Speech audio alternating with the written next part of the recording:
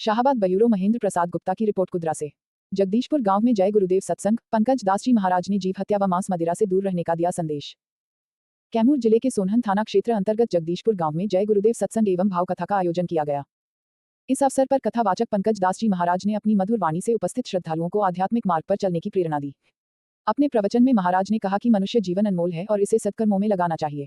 उन्होंने गौ हत्या सहित किसी भी प्रकार की जीव हत्या को पाप बताते हुए इससे दूर रहने का संदेश दिया।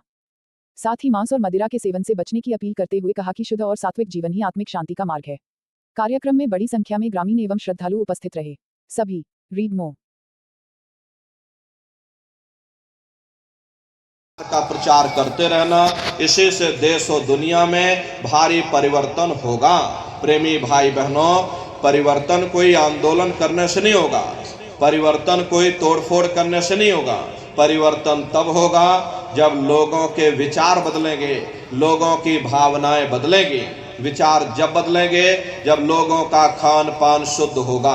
देसी कहावत है, जैसा खाए अन्न वैसा होए मन।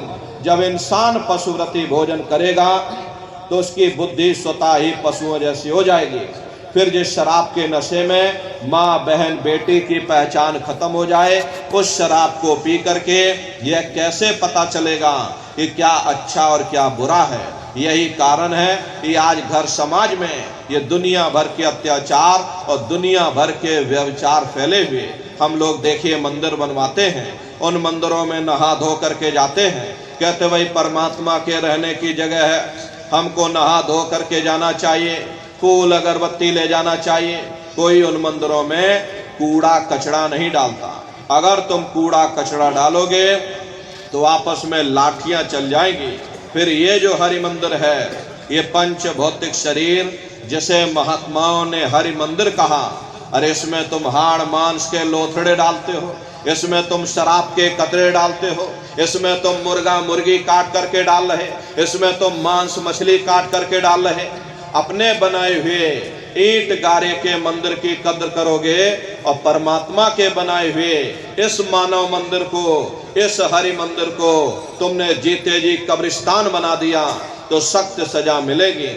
अरे महात्माओं ने लिखा है, तिल भर मच्छी खाई के कोट गऊ दे दान, काशी करवट जा मरे निश्चय नरक निदान। यदि तिल भर भी मच्छी खा करके फिर चाहे कोटान कोट गऊओं का तुम दान करो और काशी में जा करके मत्था रगड़ते रगड़ते अपनी पूरी जिंदगी वहां पर गुजार दो, फिर भी तुमको तुम्हारे गुनाहों की सजा मिलेगी, कोई बच नहीं सकता। क्योंकि ये कर्म भूमि है, यहाँ तुम जैसे कर्म करोगे वैसा फल तुमको मिलेगा। देखिए इस कर्म भूमि पर कृष्ण भगवान तक नहीं बच पाए। उस समय बाली को छिप करके बाण मारा था, वही बाली कृष्ण अवतार में बहेलिया बन करके आ गया। कृष्ण भगवान के पैरों में पद्म चमकता था, हिरण की आंख समझ करके और बहेलिये ने निशाना मार दिया। और जब पास में आकर के देखा कृष्ण भगवान थे, अफसोस करने लगे। लेकिन कृष्ण भगवान ने उसको समझाया कि भाई इसमें तुम्हारा कोई दोष नहीं, उस समय हमने तुमको मारा, आज तुमने हमको मार दिया, हमारा तुम्हारा अदला बदला पूरा हो गया। कर्म प्रधान विश्व रच राखा, जो जस करे सो तस फल चाखा। ये कर्मों का ऐसा देश है, यहाँ तुम जैसे बीज बोगे वैसी फसल काटोगे। इसलिए प्रेमी भाई बहनों, हमारी आपसे प्रार्थना है कि आप लोग शाकाहारी रहिएगा। ये तरह तरह की बीमारियां जो आज के समय में आपको घेर रही हैं, इसका मुख्य कारण एक ही है, लोगों का खान पान गंदा हो गया। अरे आप अपनी बुद्धि से विचार करिए, जब इंसानों के खून में जानवरों का खून मिल जाएगा, इंसानों के अंदर जब जानवरों के कीटाणु पहुंच जाएंगे तो न जानवरों की दवा काम में आएगी न इंसानों की दवा काम में आएगी, तो परिणाम क्या होगा? ऐसी महामारियां फैलेंगी। अभी कोरोना जैसी महामारी